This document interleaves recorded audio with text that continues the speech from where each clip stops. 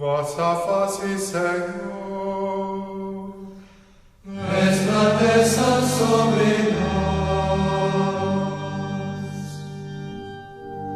que Deus nos dê a sua graça e sua bênção, e sua face resplandeça sobre nós. O Senhor esteja convosco. Proclamação do Evangelho de Jesus Cristo segundo Marcos.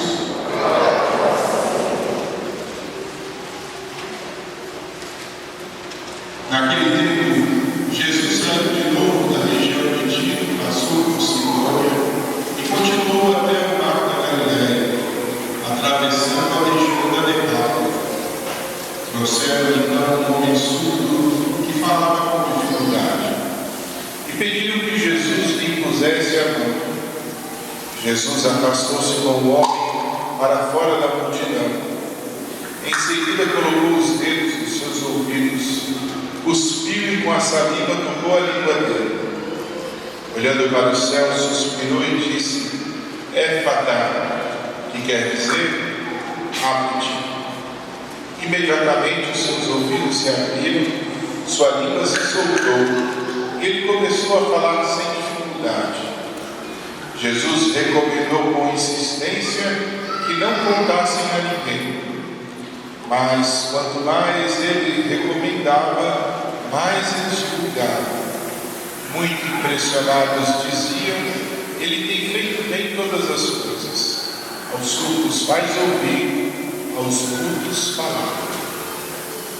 Palavra da salvação.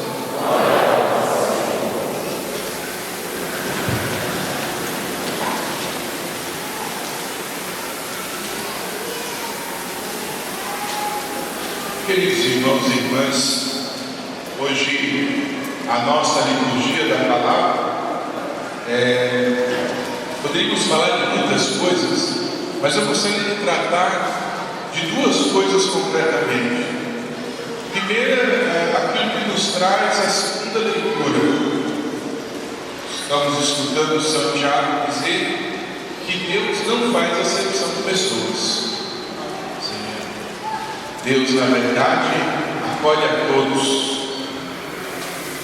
Tanto que nós não temos lugares reservados na igreja. Se você chega cedo, você escolhe onde você senta. A diferença só é que os lugares que estão separados são aqueles lugares das pessoas que têm ofício ou funções a serem exercidas no culto. No caso, os sacerdotes, os ministros que estão ali para servir vocês. Mas, no espaço da igreja, cada um senta onde achar melhor sentar. Não tem uma perspectiva de sexo, de classe, cor, raça, ou seja lá o que a gente quiser colocar. Deus não faz nenhum tipo de distinção das pessoas. A dignidade das pessoas está aí exatamente estabelecida por Deus. Deus respeita cada um na sua dignidade. Nós somos chamados também a respeitarmos cada um na sua dignidade. Mas é importante que a gente hoje faça uma distinção que talvez tenha sido difícil para as pessoas fazerem. Respeitar a dignidade dos outros não quer dizer concordar com tudo aquilo que as pessoas fazem. E aí, de fato, estamos abertos e devemos acolher a todos. Mas o mesmo Evangelho é proposto por todos. Os mesmos mandamentos são propostos para todos. A mesma fé é proposta para todos. Cada um de nós, diante da nossa condição pessoal, precisa se colocar diante da verdade do Evangelho e refletir na proposta que o Senhor faz a todos indistintamente. Digo isso porque hoje parece que a aceitação da dignidade do outro corresponde também à aceitação daquilo que o outro quer impor ou quer colocar como condição para estar. E não é assim. O Evangelho é proposto para todos integralmente da mesma maneira. É o mesmo Evangelho para mim, é o mesmo Evangelho para você, para você, para você. E isso não é desrespeitar a dignidade de ninguém. Hoje nós estamos escutando muitas pessoas que vão dizendo que determinadas convicções precisam mudar, nossas precisam mudar, para se adequar àquilo que muitas vezes é a situação de um determinado grupo, ou de uma determinada opinião, ou de uma determinada ideologia. Não. O Evangelho é sempre o mesmo, e deve ser sempre proposto o mesmo, e eu, por mais que queira, de repente, acolher todas as pessoas, não posso mudar aquilo que é o Evangelho do nosso Senhor Jesus Cristo, para que ele se acomode à conveniência de cada um. E isso, minha gente, não é preconceito. Estou abrindo esse discurso hoje, porque alguém pode estar lendo essa fala da carta de São Tiago e dizer: está vendo? Tem esse grupo aqui, esse outro, que de repente a igreja precisava acolher e concordar com o que está fazendo, porque o Evangelho está dizendo que Deus não faz exceção de pessoas. Não faz. A todos é proposto o Evangelho, e todos são chamados a acolher o Evangelho, e a escolha de acolher o Evangelho depende de cada um. Agora, a igreja não pode mudar o Evangelho para acomodar o Evangelho àquilo que é o interesse das particularidades. E isso não é preconceito. Insisto, porque hoje muitos querem botar na estrada do preconceito, a diferença de opiniões. Muitos querem colocar na estrada do preconceito, a diferença de fé, de entendimento de vida, e até mesmo botar na estrada do preconceito a diferença de valores. E aqui nós não podemos admitir, porque de fato, cada um de nós tem o direito de ter a sua crença, de ter os seus valores, de ter a perspectiva da sua fé também preservada. E é importante que nós saibamos entender isso para discernir nesses diálogos que vamos tendo dentro da nossa experiência social, aquilo que de fato hoje se apresenta como uma imposição para que cada um engula com ela dentro aquilo que é a doutrina e a ideologia do outro e aquilo que é o respeito mútuo. E digo mais, vocês não têm visto da parte da igreja nenhum tipo de movimento de desrespeito a respeito de qualquer tipo de pessoa, ou qualquer tipo de tendência, ou qualquer tipo de ideia que se dê por aí. A única coisa que a igreja faz, e que parece que é ofensa, é a apresentação da sua doutrina com clareza. Não estamos pedindo que todos aceitem, não estamos pedindo que todos assumam, mas precisamos anunciar o Evangelho com os valores que ele tem, porque o Evangelho é o Evangelho, é aquilo que ele é. E isso não é preconceito. Devemos distinguir as nossas diferenças e entender nem todo posicionamento corresponde a um preconceito, só porque eu não aceito, muitas vezes, o modo de proceder de uma outra pessoa, porque as minhas convicções e os meus valores declaram que aquilo é errado.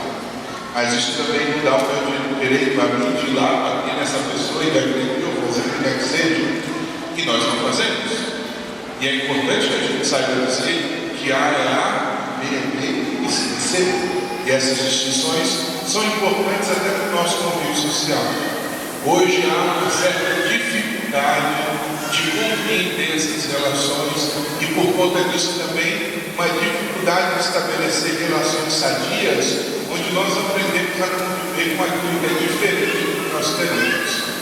Nem nós podemos impor, porque a fé, na verdade, é uma realidade proposta e não imposta, mas nem eles também podem impor a nós aquilo que muitas vezes querem colocar para nós.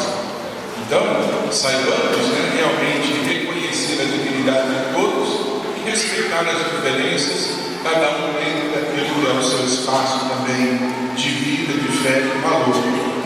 E nessas distinções, cuidemos também, sobretudo, para defender aquilo que é o bem comum.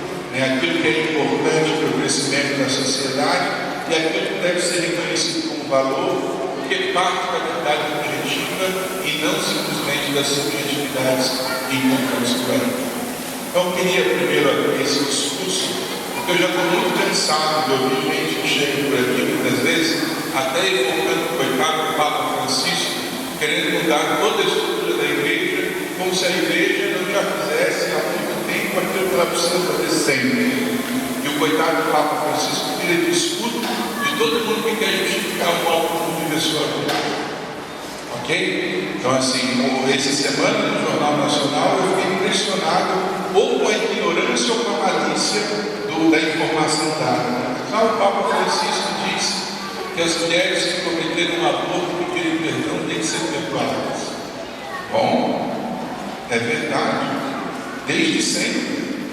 O Papa Francisco, o Papa Bento dele, o Papa João Paulo II, ele foi retrocedendo. É sempre assim. Todos aqueles que se apresentarem diante de Deus verdadeiramente arrependidos dos seus pecados, alcançam a absolvição dos pecados. Vocês são cristãos católicos, sabem disso, O Papa Francisco disse, não é novidade nenhuma. De repente é apresentada como uma grande reforma na igreja, quando na verdade sempre foi assim. Então há uma certa dificuldade muitas vezes, e as pessoas vão utilizando os argumentos de acordo com o interesse de suas agendas. E isso a gente precisa saber distinguir e entender muito bem o que é e o que não é. Por isso hoje, aproveitando esse texto, quero dizer que a gente saiba diferenciar o que são as nossas diferenças em relação à nossa crença, aos valores, às verdades objetivas, do que é verdadeiro preconceito. E preconceito é simplesmente a exclusão ou a não aceitação.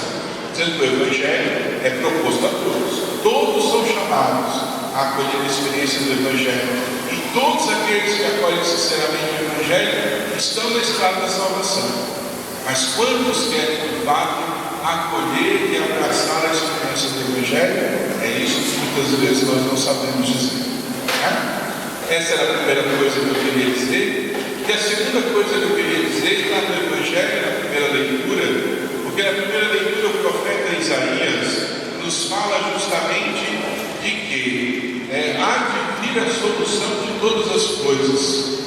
O profeta Isaías diz: você que está triste, abatido, tomai ânimo, porque o Senhor vem, a vingança de Deus vem, é uma palavra forte, a justiça vai se estabelecer e coisas maravilhosas acontecerão.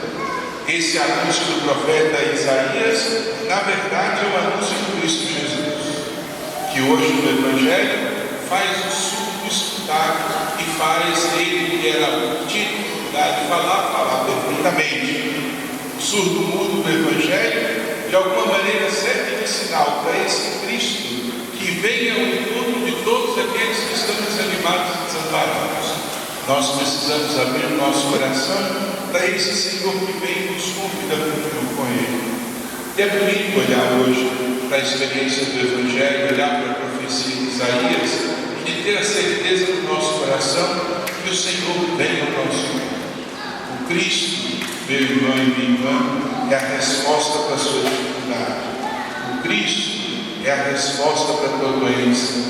O Cristo é a resposta para o teu limite. O Cristo é a resposta para o teu pecado.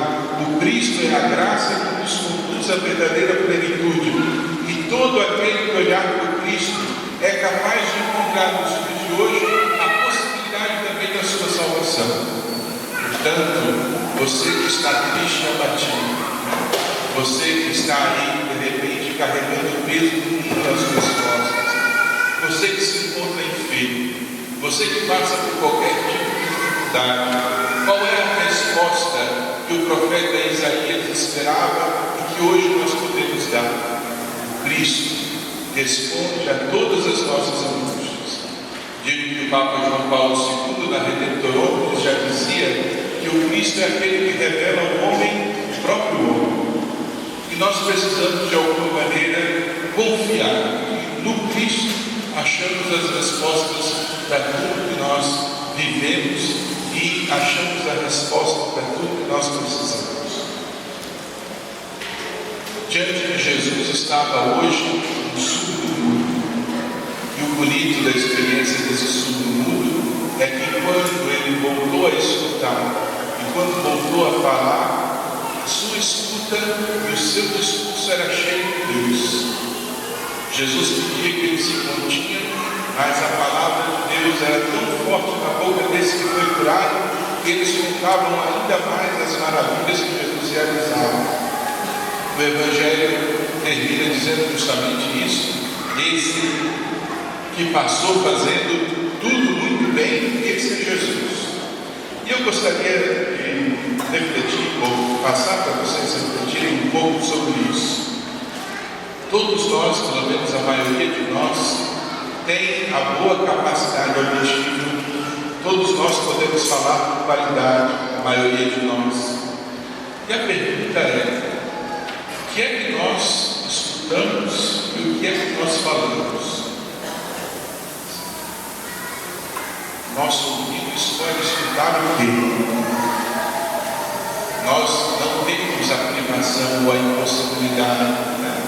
E o que é que nós estamos escolhendo escutar? O que é que nós ouvimos de música na nossa casa? O que é que nós comunicamos com os outros a respeito também dos nossos gostos, das nossas realidades? Existem coisas que nós escutamos e valorizamos que muitas vezes são contrárias à própria experiência do bem. Nós não somos surdos, mas será que nós escutamos a Deus no meio de tanto barulho que nós colocamos dentro da nossa vida? Nosso ouvido é seletivo, né? O que é que nós estamos escolhendo escutar? Pense bem, porque aquilo que a gente de repente escolhe escutar é de alguma maneira aquilo que o nosso coração deseja e aquilo que de alguma maneira nós acolhemos na experiência da nossa vida. E uma outra ideia é que nós podemos falar. Do que é que nós estamos falando? A nossa fala também é seletiva. Da nossa boca sai bênção ou sai maldição? Da nossa boca sai ânimo ou sai murmuração? Da nossa boca saem palavras construtivas ou nós estamos aí destruindo a experiência da nossa convivência social com a nossa fala? Quanta fofoca, quanta difamação, né? Quanta perda de tempo, quanta fala muitas vezes inadequada nós proferimos por aí, porque Deus nos deu o dom de falar. Nós temos a capacidade de falar, mas aquilo que nós falamos possui alguma qualidade? Hoje o Senhor abre o ouvido do surdo e abre a boca do mudo para que ele possa escutar aquilo que Deus quer e falar o que Deus quer. E nós, com a nossa boca e com a nossa fala, fazemos o quê? Louvado seja o nosso Senhor Jesus Cristo. Vamos com muita confiança professar a nossa fé. Creio em Deus Pai,